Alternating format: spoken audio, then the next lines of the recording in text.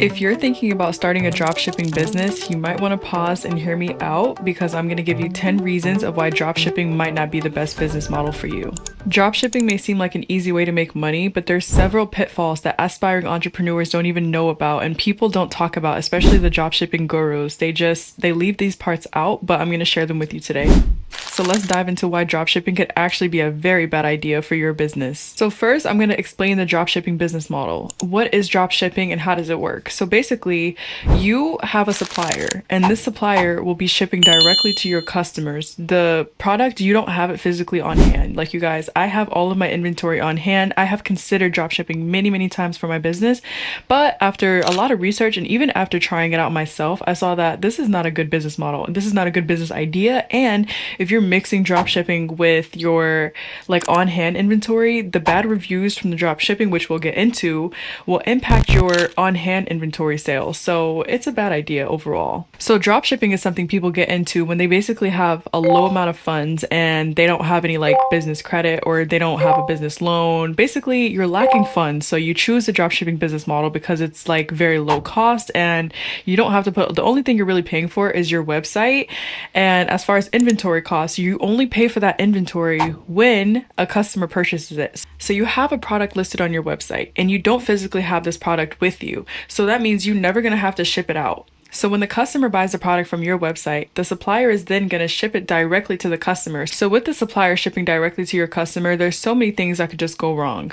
So the first big issue with dropshipping is the extremely low profit margins. Like your profit margins are so low because of so many reasons. Basically, since you don't have to purchase the inventory up front, you're paying a lot more for the product when your customer purchases it, making your profit very small. And then we're not even talking about the ad cost that you're going to be running ads for your dropshipping product. And after the marketing that you're going to have to do for this product, it's going to bring your expenses pretty high, which is going to make your profit very low. So for example, you're only going to be making a few dollars per sale, meaning you're going to have to make a substantial amount. You're going to have to bring a lot of people to your website, meaning you're going to have to either pay a lot of money for marketing or you're going to have to work extremely hard to bring a lot of people so that you're actually making a good amount to possibly sustain your lifestyle. And I'm talking about a very minimal lifestyle. Like I'm not talking about luxurious. I'm talking about like a regular lifestyle. Like you're going to have to bring a lot of people in because your profit is so low. The second reason that dropshipping might not be the best business model for you is because of the high competition. Think about it. It's super easy to start dropshipping. I literally can start my 15-year-old brother with dropshipping, set him up a store, have him products on it. It's very easy to do, which is why there's such high competition. But this means that there's thousands of stores selling the same thing that you're selling, the exact same product, meaning that competing on price is going to be very tough. You're going to have to bring your costs very low, which makes your profit even smaller. So that's like a really tough position to deal with. Like if you're selling generic phone cases or fitness gear or just things that a lot of people are selling, it's going to be very hard to stand out. The third reason, which is why I really don't like the dropshipping business model, is because your lack of control over the product quality. You can't even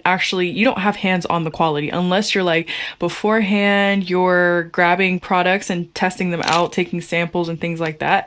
But usually when people start dropshipping stores, they don't do that. They just you just start listing products because you can literally list as many products as you possibly can.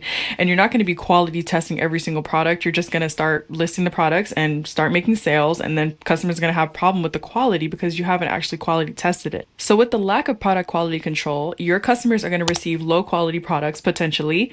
And then you're going to have to deal with negative reviews, which is already, as soon as you get some negative reviews, it's already the downfall of your business because like negative reviews can literally just completely wipe a business out. So you're going to be left to deal with complaints, returns, and a damaged reputation because if you're showing yourself and you are the face of the business, your reputation is going to be damaged because of the low quality products. But say you're doing this a faceless dropshipping business, still like the reputation of your business name is going to be tarnished. The fourth reason I don't like the dropshipping model is because of the shipping issues and the delays that your customers will experience. Because usually for dropshipping, the suppliers are overseas. They're in China. And you guys, I'm going to get into this. I have a video coming out about the tariffs, and this is really going to impact dropshipping seriously, like very heavily.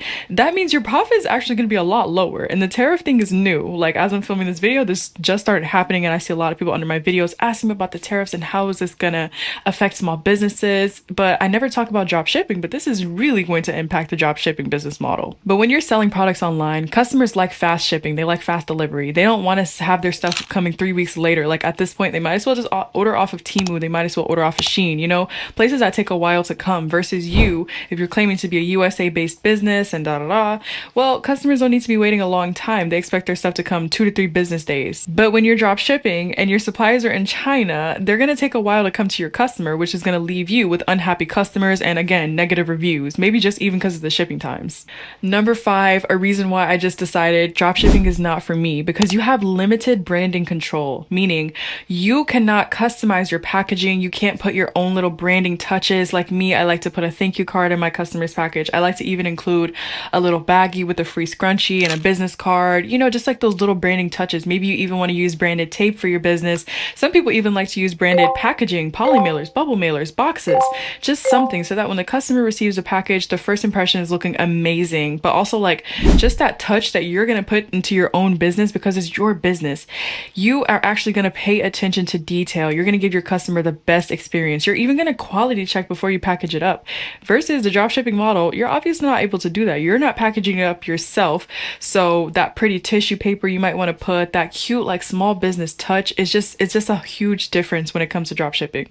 And I remember when I first started my business off, I used to like to put thank you notes in there for the customers, the first customers who supported my business. I used to like to turn a thank you card over, write a little note on the back, thank you for supporting my business, just like a handwritten note. You can't do things like that with dropshipping. Number 6 is going to be the dependency on your suppliers. Your whole business depends on them, meaning if they run out of stock, that's it. It's over. It's over for you. Like literally, your business is going to come to a halt, meaning everything stops. And as a small business owner, you never want to like solely depend on those suppliers, but guess what? You have no inventory on hand, 0. So if they run out of stock, that's it. There's nothing you can do. But like sometimes if my supplier runs out of stock, for example, I still have a little bit of stock on hand, so I can continue running my business until they restock, which usually I've actually never had a problem with my supplier like completely being out of stock, and I'm also out of stock. So yeah, but with the dropshipping model, if they're out of stock, you have nothing. You literally have nothing on hand. So that's a big problem. Now that we've talked about why dropshipping can be challenging, now we're going to talk about the financial and marketing struggles that you can face. So number 7 is going to be expensive advertising costs. Do you know how expensive it is to run ads? Like for a small business like me, I don't have to run ads. Like I have my inventory on hand, so I can easily, just pop on my phone, take a video of the product, or even like film myself with the products, which I do. That's how I market my business. But if you have a drop shipping business, you don't have any inventory on hand. So what can you really record? What social proof do you have? What can you really post on your TikTok or Instagram? You can get like one product as a sample, but like a lot of people actually want to see like proof that you have these products. Like that is how you really build up trust. Build trust with people to actually trust to place an order with your business. Because when I first started out, that's how I built up trust. That's how people actually placed orders, because they see I have everything on hand. But with a dropshipping business, you have to pay a lot of money, spending a lot of money on ads. And, I don't know, like people say dropshipping business is $0 and Like, yeah, you're not paying for inventory costs up front, but you're paying for a lot of advertising, which is a lot of money. And if your product is something that's targeting a broad audience, like a huge audience, and your profit margins are so low, you might actually end up spending more money on advertising than you would even be making in profit. So at the end of the day, you might be spending more money than you're making. While I have you guys, go ahead and hit the subscribe button, the like button, and let's continue. Number 8 is the inconsistent cash flow, because when you're drop shipping, you have to pay the suppliers up front. So as soon as your customer places the order, for example, you need to pay them immediately, basically. And you're going to be getting the money that the customer paid later than that. So when it comes to scaling this business, it's a little more difficult to scale because of that.